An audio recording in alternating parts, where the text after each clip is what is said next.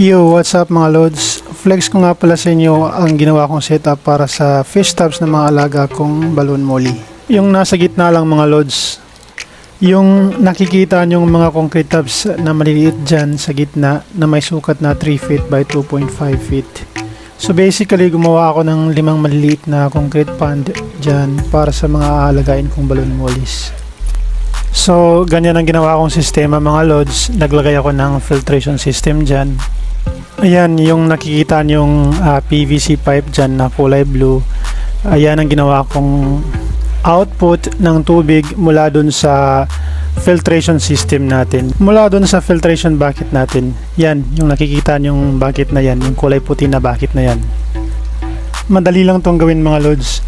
Siya nga pala, pakita ko lang sa inyo yung koi ko. Ayan o, malalaki na sila. At masiglang masigla sila sa kanilang tub. Ang nagamit ko nga palang materialis nito mga lods sa concreting ay 20 pieces of hollow blocks, isang sakong semento, isang waterproofing compound, at kumuha na lang ako ng pinong-pinong buhangin dito sa aming ilog. May malapit na ilog kasi sa amin dito mga lods, kaya walang problema sa buhangin na gagamitin sa concreting. So gumastos ako ng wala pang 1,000 mga lods. Well actually mahigit 500 lang naman ang ginastos ko sa concreting ko dito lang sa may gitna mga lods. 20 pieces of hollow blocks lang ang nagamit ko since may existing pond naman sa bawat gilid. So gumawa lang ako ng concrete water barrier sa gitna. Buksan natin to mga lods. Pakita ko sa inyo ang laman ng filter bucket na ito. Ayan, mga bato-bato lang naman ang laman yan, at saka may mga filter media na binili ko sa Shopee. Ayan, kung nakikita nyo, meron ditong lava rocks, lava rings, at saka yung pumice rings. Ayan, at may napasok pang fry ng balloon molly dito. Kunin ko na lang yan mamaya. So yan lang naman mga lods, tsaka mga bato-bato, hinaluan ko lang ng mga bato-bato. Huwag niyong lagyan ng buhangin mga lods para hindi kayo mahirapan sa paglinis. Kasi kapag naglinis kayo, nilagyan niyo ng buhangin niya at naglinis kayo, babara yung dumi sa mga buhangin mga lods, kaya hindi mawawash out. So ayan nga pala mga lods, at saka pakita ko lang din sa inyo, yan yung naging exit ng ating tubig, yan sa blue pipe na yan. At yan yung submersible pump na ginamit ko mga loads, A4000 na aqua speed yung brand niya. So yan yung inlet ng ating tubig papasok doon sa filter media natin, sa filter bucket natin.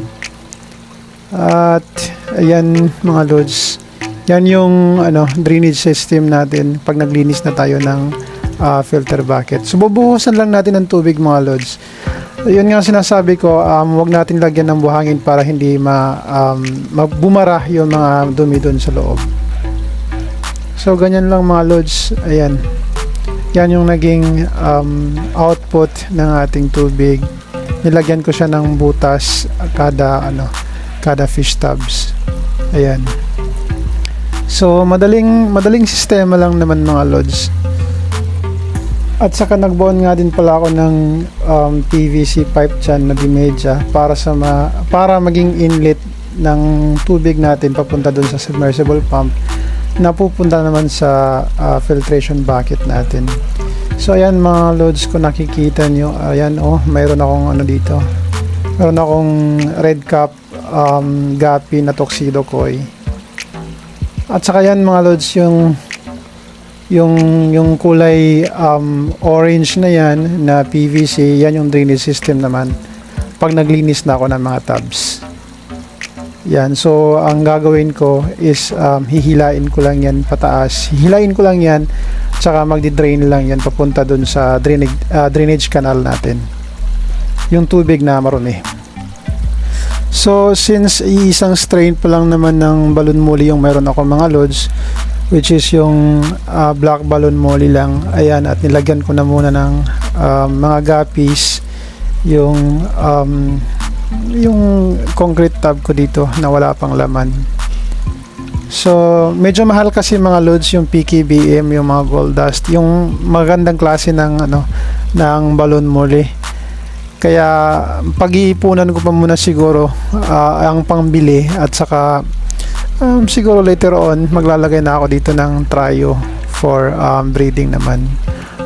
Ayan mga loads, yung pakita ko sa inyo yung black balon molly ko. Nanganak na siya mga loads. Yun nga, yung pumasok nga kanina doon sa filtration bucket natin, anak niyan mga loads. Ayan, madaming anak. Ang kagandahan kasi pag nagalaga tayo ng balon mollies mga loads, pag nanganak yan, kahit first drop pa lang nila, madaming fries ang nire-release nila, ang dinadrop nila mga loads. Basta ba ipapakainin mo lang sila ng sapat na live foods tulad ng Dapnia, Tubifex o di kaya BBS. Pero sa akin mga loads, since may source naman ako dito ng Dapnia, ay walang problema sa akin yung pagpapakain ko ng live foods para sa akin mga isda. So yan nga pala yung binaon kong PVC pipe mga loads na dimedya para sa inlet ng ating tubig papunta dun sa submersible pump na pupunta naman sa filter bucket natin. So ganyan lang mga loads, naglagay lang ako dyan ng isang mahabang dimedya na PVC pipe, inibinaon ko dun sa concrete, tas bawat tab ay nilagyan ko lang ng elbow. So ayan mga loads, yun ang inlet ng ating tubig na pupunta dun dyan sa filter bucket na yan. Yung iba mga loads, hindi sila naglalagay ng filtration bucket, ng filtration system, pero naglalagay sila ng aerator. Sa akin kasi mga loads, kailangan ko ng automatic na naglilinis din, while at the same time nagki-create din ng flow para sa oxygen naman. So ang nangyari, naging double purpose mga loads, pinifiltrate na yung dumi, while at the same time yung exit ng tubig niya sa bawat tub ay magki-create ng flow para sa oxygen naman, para sa ating mga isda mga loads, diba no? So ayan mga loads, pinlex ko lang naman, baka sakaling makatulong ang sistema ng ginawa ko para dito sa ating balon mollies. Shinare ko lang naman sa inyo mga loads, baka sakaling magustuhan nyo at gayahin nyo ito. Kasi sa tingin ko, ito na yung pinaka-practical na paraan para hindi ka na mahirapan sa paglilinis ng mga tubs, since may filtration system naman, while at the same time yung bawat drop ng tubig sa outlet ng ating filtration system dun sa may blue pipe ay magki-create din ng oxygen para sa ating mga isda. So yun lang naman ang kailangan sa ating mga isda, mga loads, kailangan meron silang sapat na pagkain tulad ng live food o yung mga kahit mga pellets naman na masustansya para sa kanila. At saka kailangan din malinis yung tubig natin. So kailangan natin ng filtration system din. Kung ikaw naman na tao ay hindi masyadong sa paglilinis, gawin mo ng automatic yung sistema mo sa iyong fish tubs.